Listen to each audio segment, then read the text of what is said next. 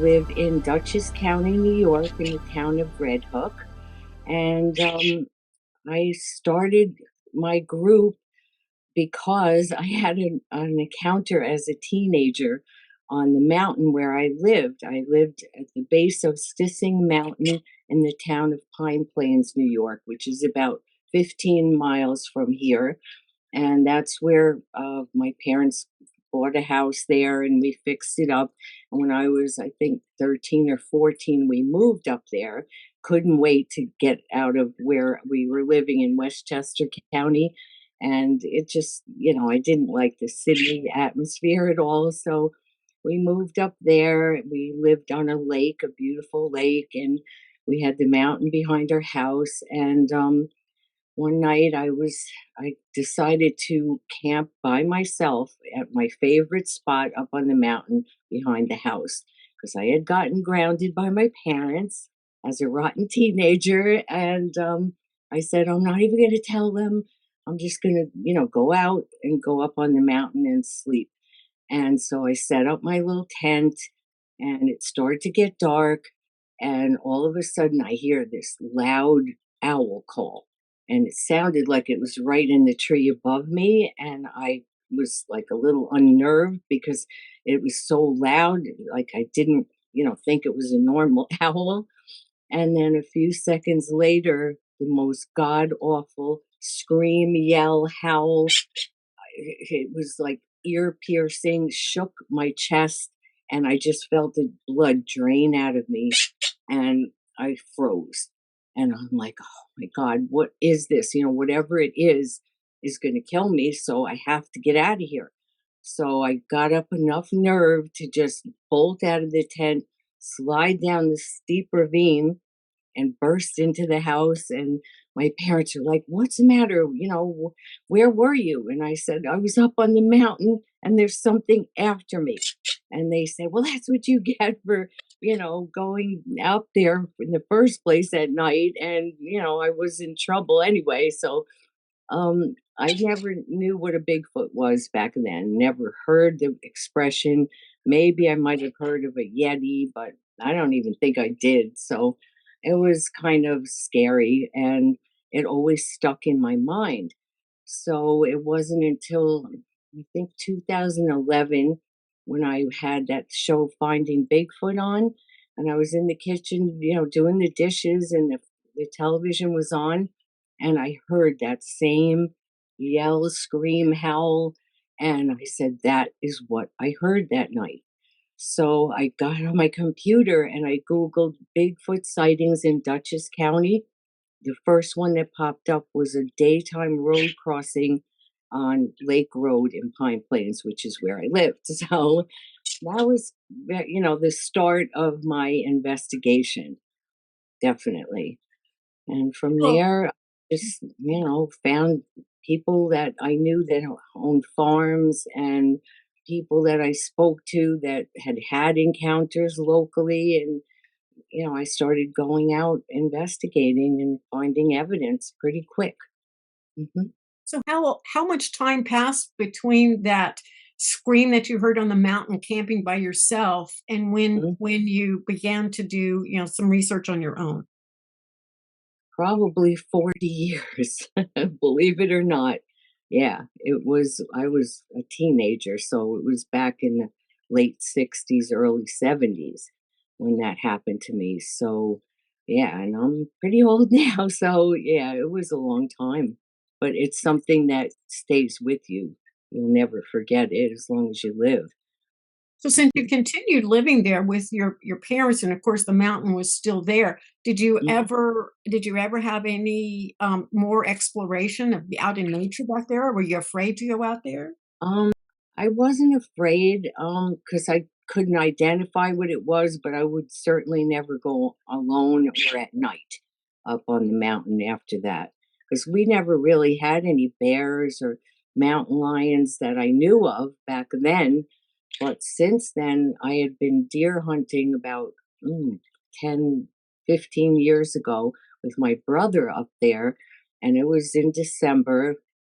regular shotgun season, and I just got a new 12 gauge Mossberg, and so I'm sitting down by a tree, the base of a tree, and I had cover scent on, and my brother was up on another ridge, and I see this doe come running down, and it stopped, stomped its foot, and took off.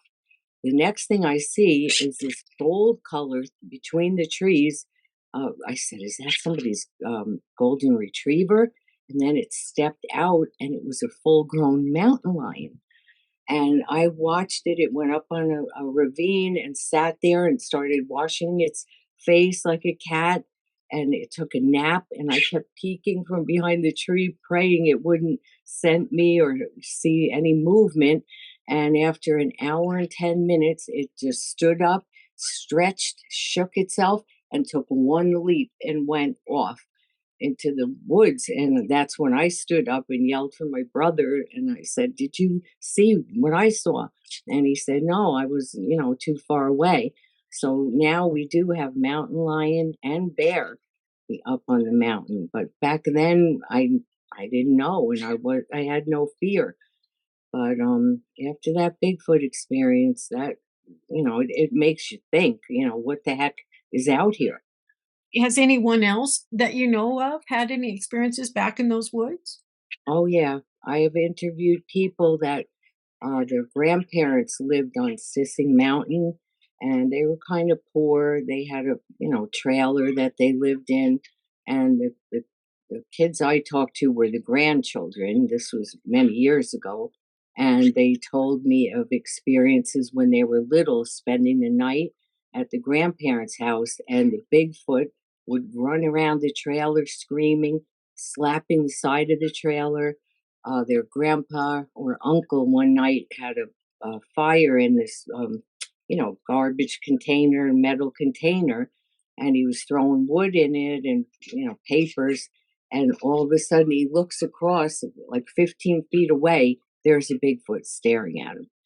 And, he got so scared he ran in. But yeah, I've heard quite a few encounter stories from that area, definitely. So that encouraged you eventually once you figured out what it was possibly that you heard that night. It encouraged you to start your group. Tell me a little bit about that. Yeah, I have a lot of friends, and we're all like, I grew up hunting, fishing, camping, riding horses, milking cows in my friends' farms. So I started out, just talking about it. And people at first were a little reluctant. They didn't want their names used, which I never do anyway, unless they want me to, or their location. But I had a farmer friend in the next town over from me in Tivoli, and he had his niece came up to visit from the city, and they have a beautiful farm. They raise cattle, and they have horses, and it's like pheasants, ducks, chickens, turkeys, the whole 9 yards. And she got up one night to get a drink of water, and they have big picture windows, and she screamed because she saw this big black head and shoulders looking at her in the window. And she screamed, and my friend ran out, and he got the flashlight, and he's looking, and the thing jumped over the back deck and was gone.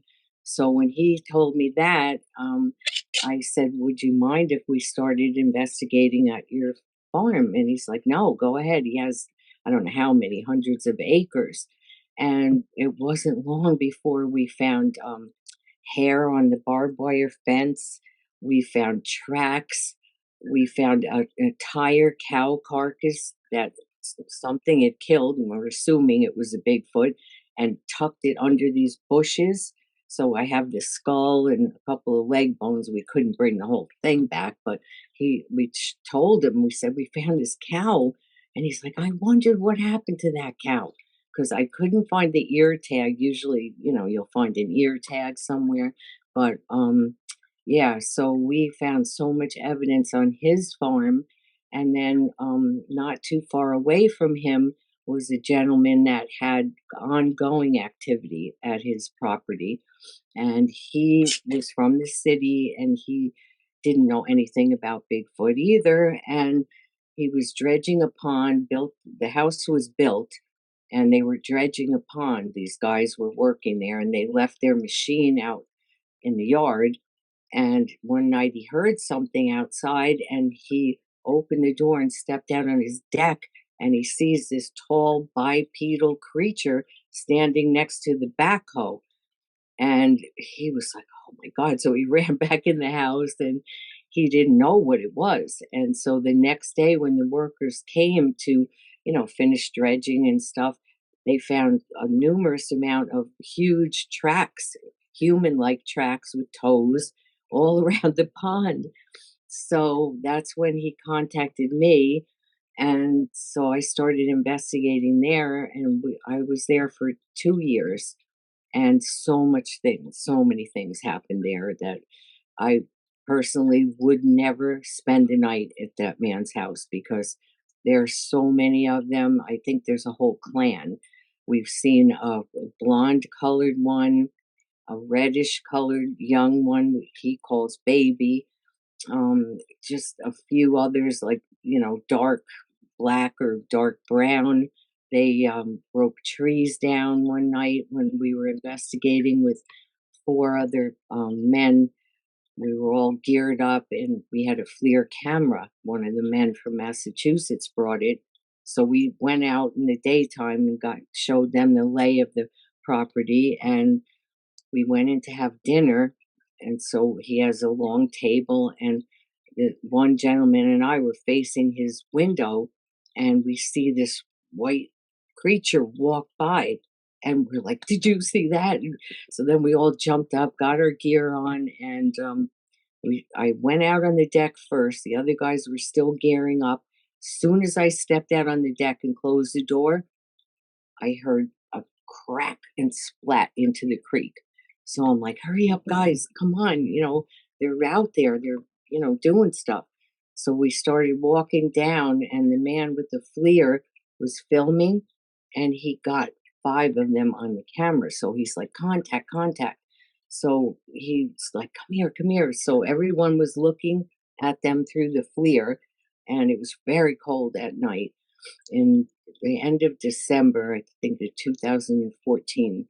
And he hands the camera to me, and I'm a lefty, and I accidentally turned it off. So, but he did capture a video of these five creatures. Then they started breaking trees, like, I don't know, huge trees, which I have tons of pictures, and I wrote a book, and I have the photograph in the book of the trees that they snapped down. And then the man with the FLIR camera got hit with infrasound, which is like it makes you nauseous, dizzy, disoriented. So he was pretty ill after that. And yeah, it was incredible. That night changed our lives because at the end, when I said, "Let's get out of here," because, they were breaking down these huge trees, I was helping the one guy up that had the FLIR that got hit with the infrasound. And so we were facing the house, trying to get to the house. And the homeowner and the other man were still facing the creek.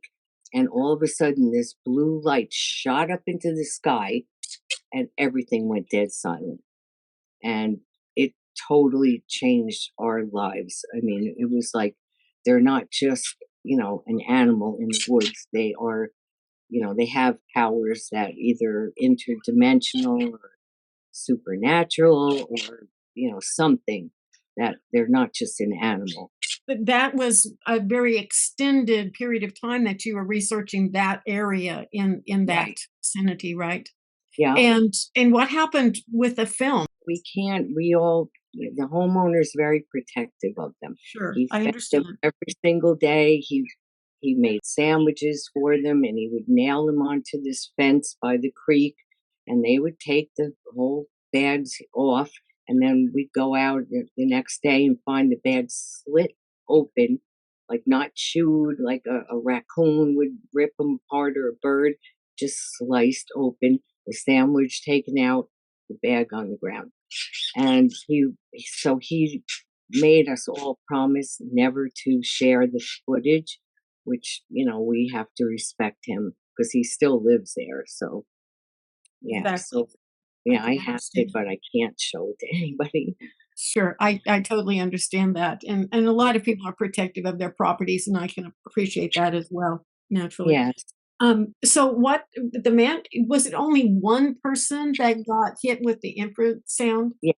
Yes. At that particular time, but I was, let me think, two other people had been hit at different times visiting the property, and my friend Connie, I believe, was there with Pete.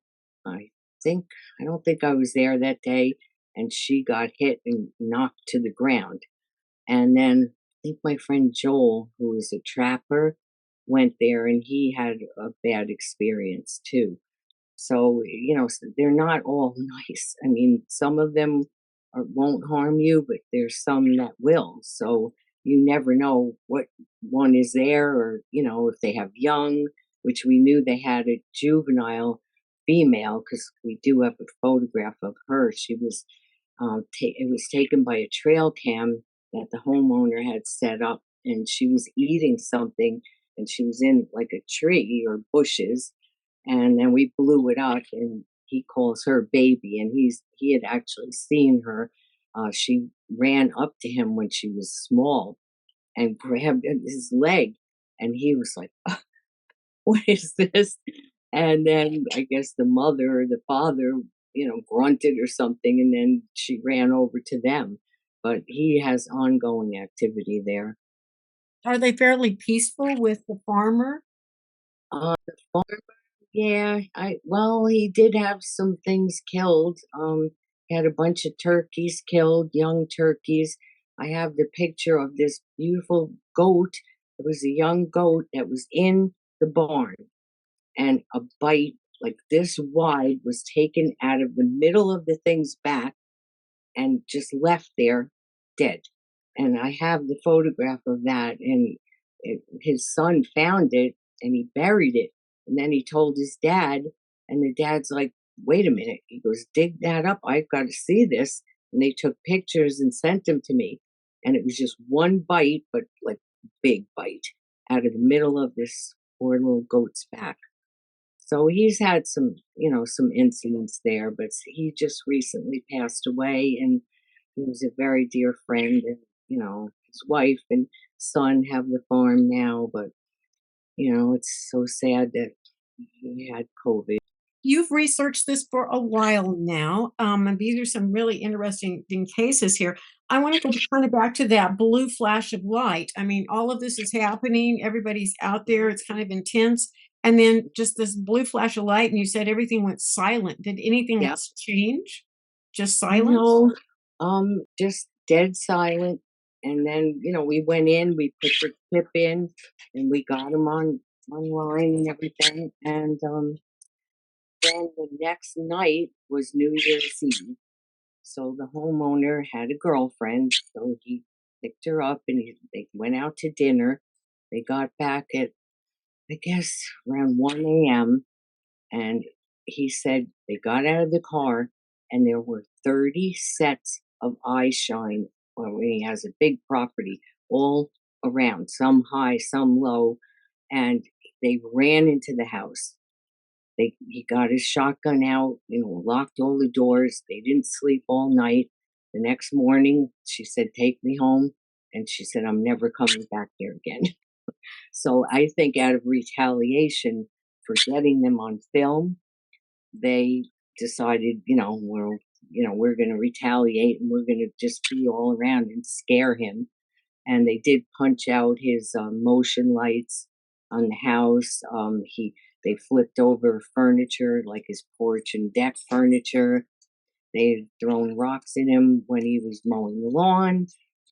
He's got ongoing things happening there. Have you experienced any of these lights anywhere else or any of the orbs or anything like that? We've gotten a lot in photographs. We believe in, like, we videotape as we are going along to different properties, and we've picked up like orbs, a lot of orbs, and I've had other people, like other investigations that we've done. have said that, they'll see these strange lights coming out of the forest, and, they have activity there as well. I've got like over 250 reports, and it's, just all over the place, near schools, churches, um, uh, dumpster diving in the middle of a city. I mean, Wappingers Falls is kind of like a city to us. It's a city, and the manager one night at around 11 or 12 was taking the garbage out, and he heard something in the back of the dumpster, and he put his cell phone light on, and there was a female Bigfoot that was getting food out of the dumpster. So he ran in and he called me the next day, and we went out, but of course we didn't, see any tracks or anything. And also in New Paltz, New York, where it's a college town, and there was one dumpster diving in a McDonald's dumpster. Oh, there's just so many instances that it's unbelievable, but they're coming closer and closer to homes, schools, churches, towns. It's like they live among us, and they're very stealthy, but yet sometimes they get caught when they're, hungry. They want in the winter, and if the deer population here has dwindled because they caught this disease last year called midges. These little bugs would bite the deer, and then they would go towards the water source and die. So we lost a lot of deer, and that's their protein, high protein for them in the winter. So, that could cause them to, raid people's garbages or go in their barns and eat horse chow, pig chow, all kinds of stuff. What do you think they are?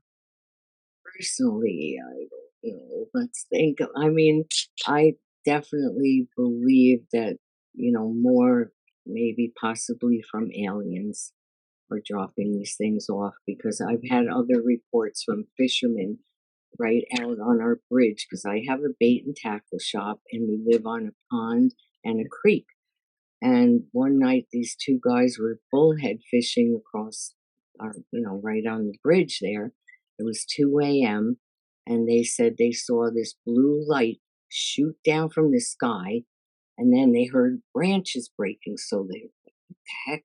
So they grabbed their big spotlight, shined it over there, and they see the silhouette of a Bigfoot.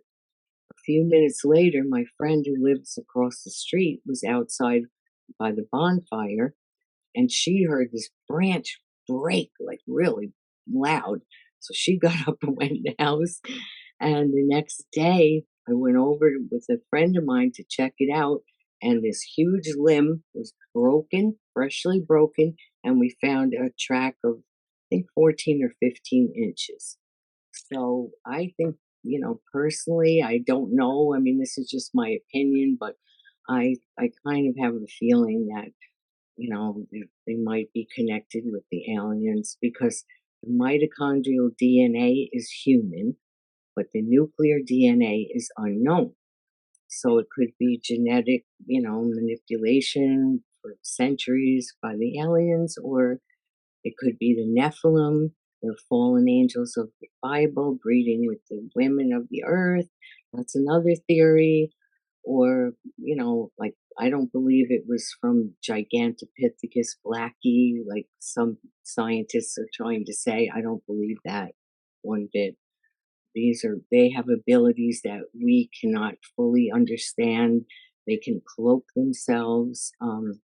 They just blend right into the background of the trees or the bushes, and there's just too many things about them. Their speed, their agility, their stealthiness. It can't be explained by, by anyone, I guess. I mean, we all have theories, but no one really knows the truth about them. I mean, maybe there's someone out there that does, but so far, we're just grasping at straws until we have plenty of DNA evidence. Melba Ketchum is a scientist and a veterinarian in Texas, and she has done several DNA studies, which wasn't peer reviewed by the scientific community, yet she's the one that said the DNA is human on the mother's side and unknown on the father's. It's the chromosomes are, they don't even know what the heck the father is. So I'm leaning towards interdimensional creatures. Danger. Let's talk a little bit about that. I mean, you've already talked about a case that you researched that felt like it had some dangerous qualities to it. But have you ever personally felt threatened, or have you ever had a report or research that you've done that you felt like that there was a serious danger involved? Well, this one young woman, I think it was 3 years ago, called me, and it was around this time of year. She was in her 20s and she was working as like a landscaper and a gardener in the town of Hyde Park, which we've had a lot of activity. So she had weeded the garden, and the woman said, just go behind the barn, you'll see a trail, and just dump the wheelbarrow there. So she's like, okay. So she goes over, she dumps the wheelbarrow, and then she dropped the handle down, and it made a loud bang. All of a sudden, comes from 50 feet away, peeling through the weeds and bushes, is this reddish colored Bigfoot, like charging at her. And she just stood there and froze. And luckily, the thing jumped up in the tree above her and then started swinging from tree to tree away from her. And she said it had its legs tucked up as it was swinging and had long arms, reddish brown hair, and she didn't know what to do. I mean, she was in shock. So I guess she went to her car and she called her mother, and her mother had heard of me, and she said, call Gayle, call Gayle. So she did, and she was like, really upset. And I tried to calm her down and talk to her. And, I said, if you ever want to come up here or, you need anything, call me. I'll always help you as best I can.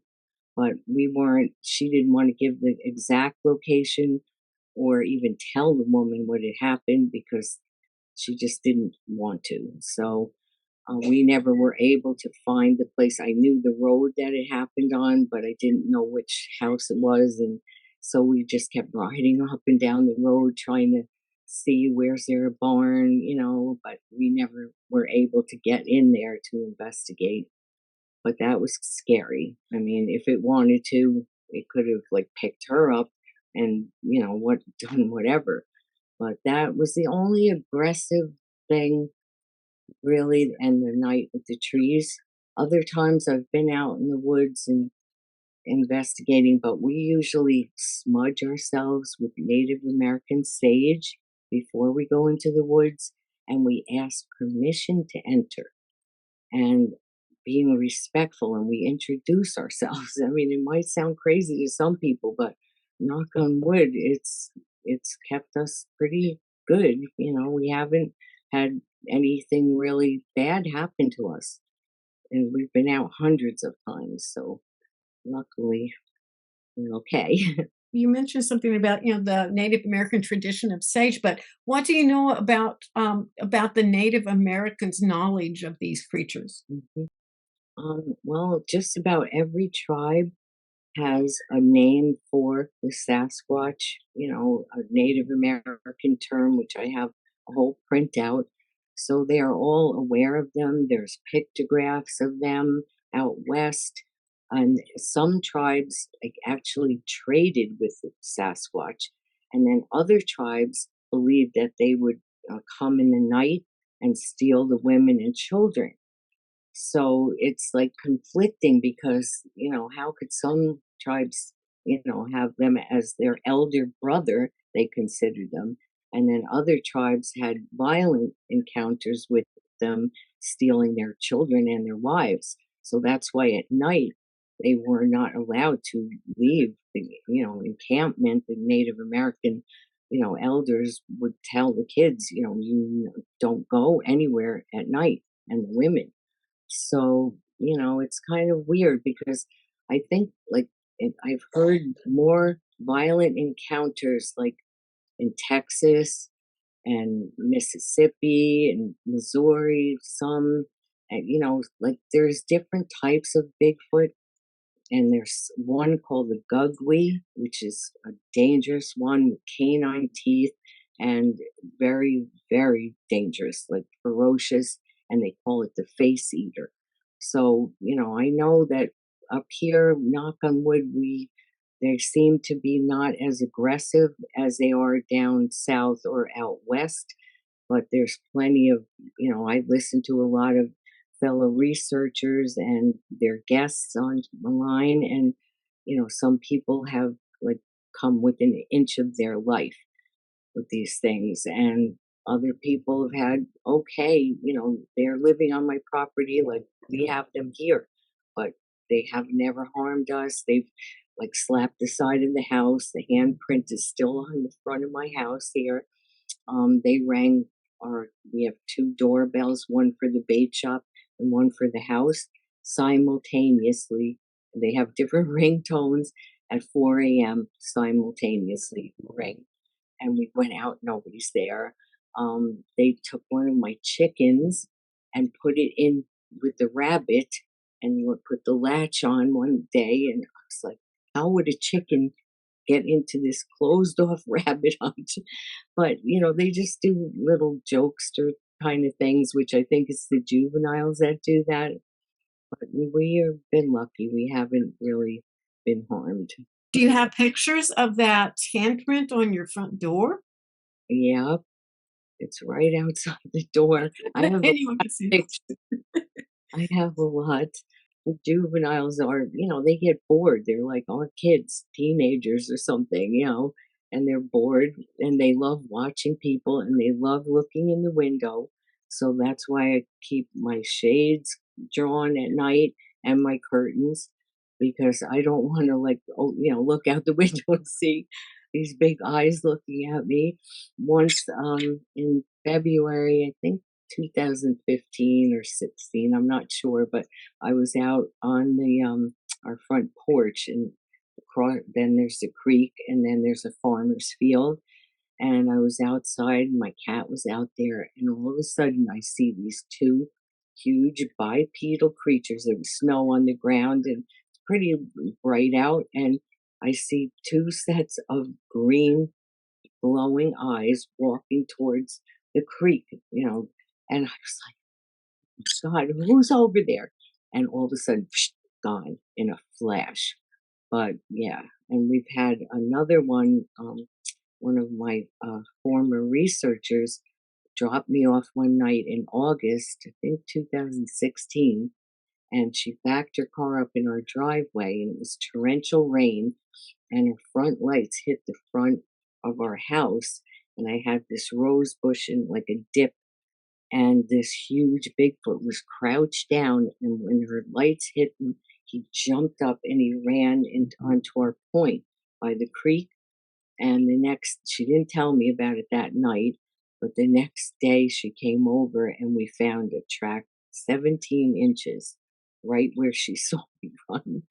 So yeah, they're roaming around at night, and people are in their houses all tucked away in bed watching TV or whatever, and they're out there. It doesn't matter where you live. I've even had reports from like cities, like I said, it doesn't matter. They can be wherever they want to be, whenever they want. Some people have talked about telepathy or mind speak. It's often called in that field. Have you ever had any kind of communication of that nature or had reports of Yeah. that?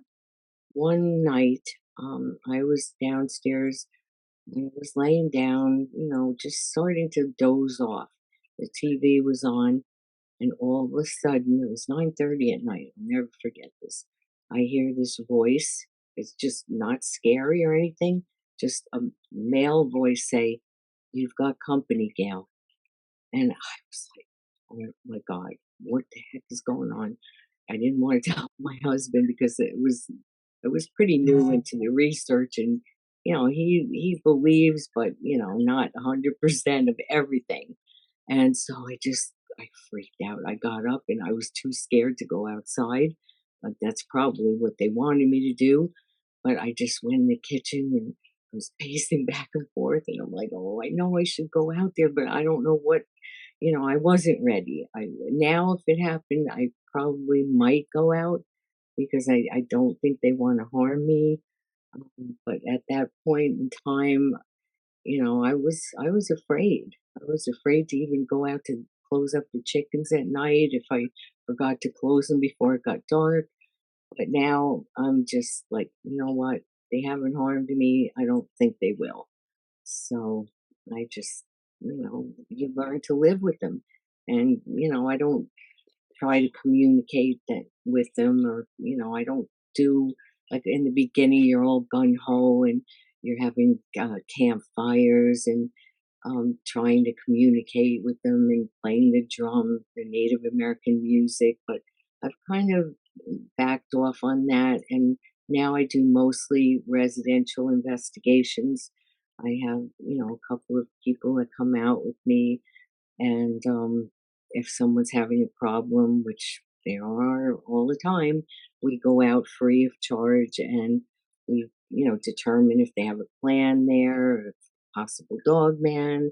And that's another subject that, we're not that comfortable, about around the dog man, but it's part of it because in the beginning, when we first found a dogman track, and I got a photograph of one in the same area where the Bigfoot were, this nature preserve, and all of us were like, oh, like this sinking feeling, like, oh God, there's a dog man in here.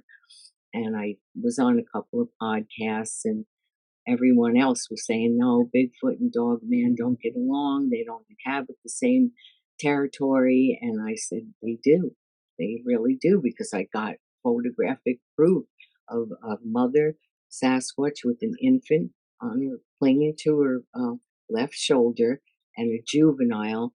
And she's walking with the two babies, the young ones, and they're about 30 yards away, a little closer to the trail we were on, was a dog man standing up just by a tree watching us.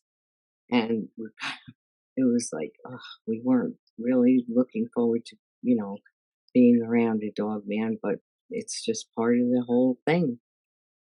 So with Dogman, what is the difference? I mean, I know the looks are different, but what, in your understanding and your research expertise, what do you think is significantly different between the Dogman and Bigfoot? Well, I think the dog men are very much more aggressive. And, I think that they're responsible for a lot of people's deaths, especially in the lower states that I've been listening to, a couple of sites that, people are going missing, or, found walking their dogs or something, and mutilated, found dead. This teacher, another young woman, a lot of things are happening down in the lower states. And I I believe that Melba Ketchum, I just watched an interview with her because she just uh, did the DNA testing on the dog man as well, the scat, fur, um, I think the samples of the blood tissue and everything, and it came out human and unknown, just like the Bigfoot. I don't know how. They have pointy ears. Some of them have a tail, some don't. I've gotten 3 reports in New York, not far away from where I live, of sightings of dogmen. They can be anywhere from black, a lot of white or grayish white, almost like a wolf color, and they're ferocious, and they're really hard to kill. Like, people have hit them with the car, and they've gotten up and taken off. People have shot them with guns at close range, and they, bleed and everything else, but they would keep coming. So, yeah, they really are more threatening than any. I mean, Bigfoot, yeah, but these things are terrifying. If someone were going to start researching, what would be some of the advice you would give them? Well, number one, don't ever go alone, and make sure someone knows where you are, and go with the group and stay together. Because, like, when we first started out, we would be separated by a couple hundred yards or more sometimes. But now we tend to stay closer together. Um, we always look up in the trees because a lot of times they can be up there, and if you don't smell them or hear them or anything, you wouldn't even know they were there. Take lots of videos and pictures and then review your footage, and like once in a while pan behind you because we've had, been focused on like a broken down tree or freshly, snapped off tree, and had one run behind us like 30 yards behind us, and as we were walking back there's a fresh track, and holy crap, here we're videotaping the tree and the thing's running right behind us. What else? Oh gosh, there's so much, but I usually start at a water source. When I do any investigation, I Google Earth the place and, find a water source nearby, and there's almost always one. And then we start out there and work our way out, looking for tracks, broken branches, structures. We found so many structures. And right in parks, state parks, little, town recreational areas. They're they're everywhere. I don't know how many there are, but there's quite a lot, and they can be, like I said, blonde, white, gray, red, black, and brown, just like people. They have different hair color and different personalities. And the ones to watch out for are the rogue males that might be cast out of a clan. And so they are the ones that, might be more aggressive, you know. So you have to just always be aware of your environment. Describe the structures that you have experienced. Many, we've some of them are like you would walk right by a normal person that wasn't into this. Like I just put a video on my Facebook page with this structure that I found 3 or 4 days ago right in my yard. And it's just like some branches and twisted around and made into this little structure, not huge or anything. But then you'll also find big bowed over trees and weighted down on the end with either rock or a log, or you'll find X structures, or teepee structures. They can change a forest overnight. And I found on our property, because we own 9.5 acres up the creek, and we have a little piece of land there. And I was fishing with my friend Jesse, and we went up that way. And I said, "Oh my God, look, there's a broken off tree." And I said, "Let's get off on shore." We got off on shore. We found a head of a carp, just the head. The rest was eaten, and we're going through this wide trail. Look for like deer make a narrow little trail. This was wide, and I tripped on a vine or something, and I look up, and there is this dome shaped, all intertwined with the grapevines and other, vegetation, a little structure, almost like an igloo type thing. And then there was a stick stuck in the ground right in front of the little entrance. So I said, "Oh my God, Jesse," I said, "here's like, this is a nest." I said, "Let's get the heck out of here."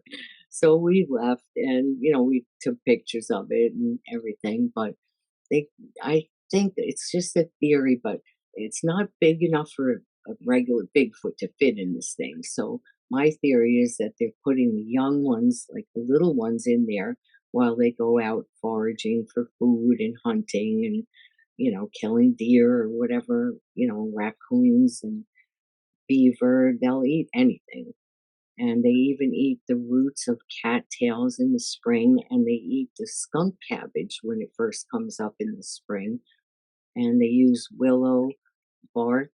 They strip the bark off and they eat that. I think it's like an aspirin to them. The Native Americans use the willow. But yeah, I mean, the whole thing, it changes your life because once you know about them and you learn about all their habits, like every time I go out, it doesn't matter where I go, pretty much, I find evidence of them. because I know where to look and what to look for. But most people are just like, "Oh, let's go for a hike in the forest," and, they if they find a track, they'll be like, "Oh, yeah, this is definitely not a human track," but they don't know the other things to look for. I spoke with someone the other day on the structures that they felt like that the many varied ways that they create these structures, that they were using them as some kind of a communication system. What do you think Right. about? Yeah, I believe that to be true. I think that they like, especially with the bowed over saplings, I think it's like a directional marker or maybe a clan marker, say that, we're here or something.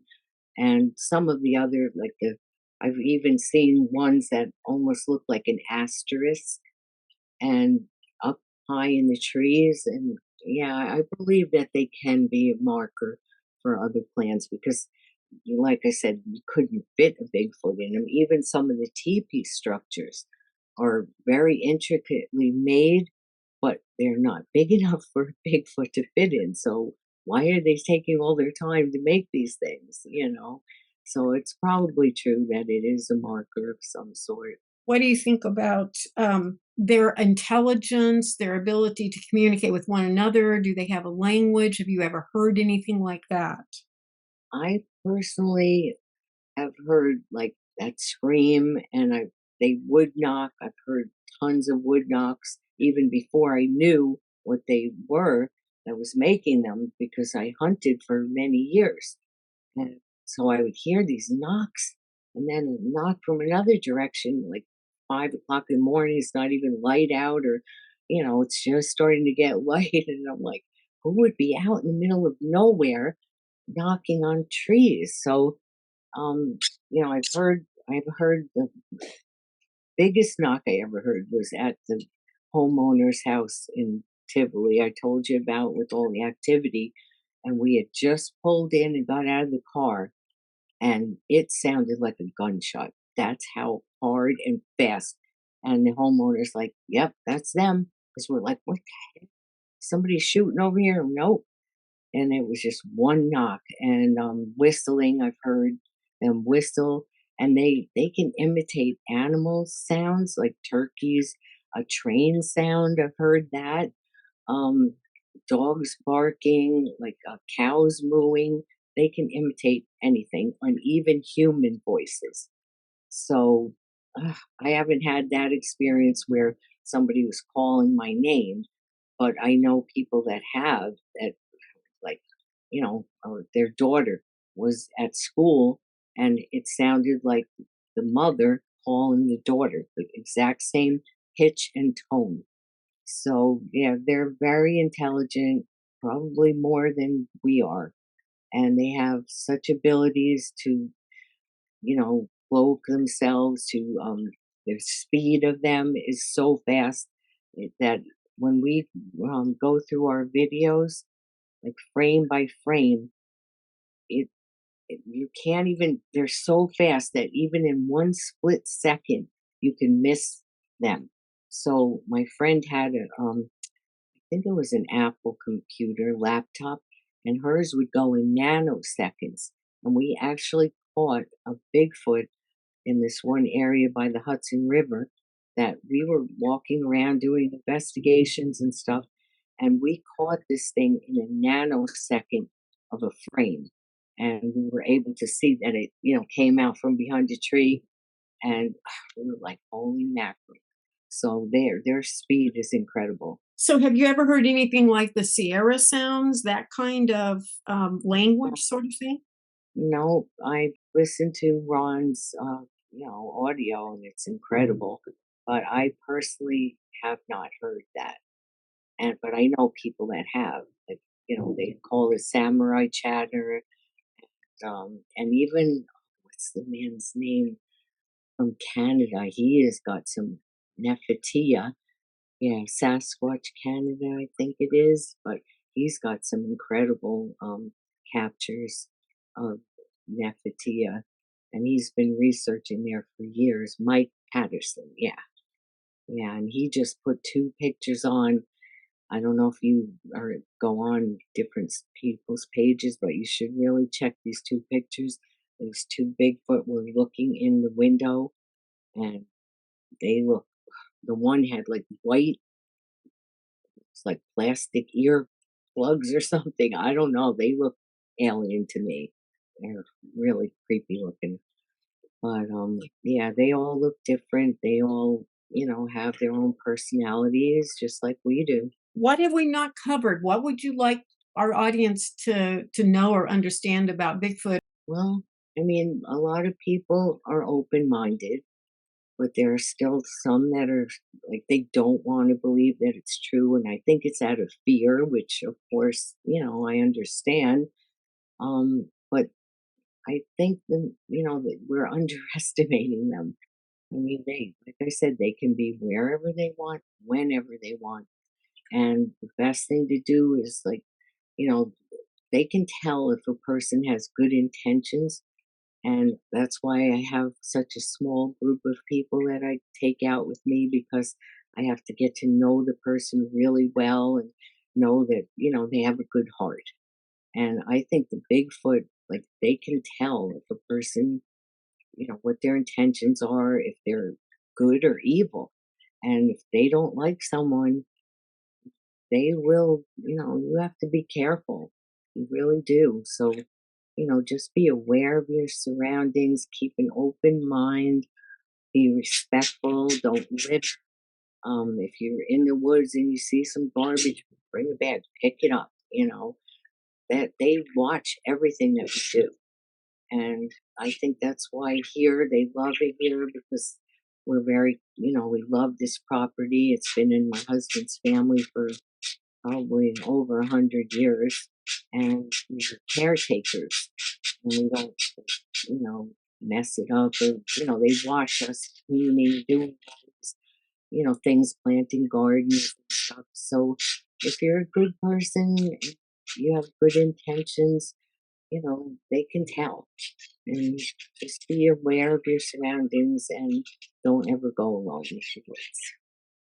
What about gifting? Do you ever have you ever tried that? You mentioned the sandwiches. That was at somebody else's Yeah. place, but what do you think about that? Well, I don't do it here, and I told the homeowner not to do it on his property close to his house because when he had to go away for a few days back to the city for a funeral and he wasn't there to gift them, they got really mad, and that's when they like, flipped all his furniture over and they put a deer skull in his driveway. And yeah, so I wouldn't suggest like doing it close to your house. Like maybe if you had a spot in the woods where you would leave them some apples or something once in a while, or a toy for the little ones. I have done that, and I have gifted them at research spots that I was at, but I wouldn't do it on my own property, no, because then they expect it, and then when you don't leave something, they can get angry and start smashing stuff on your house or throwing rocks or whatever. Yeah. Is there any certain area within the United States that you think that they're more prominent or would be a better place for someone to research? They're everywhere.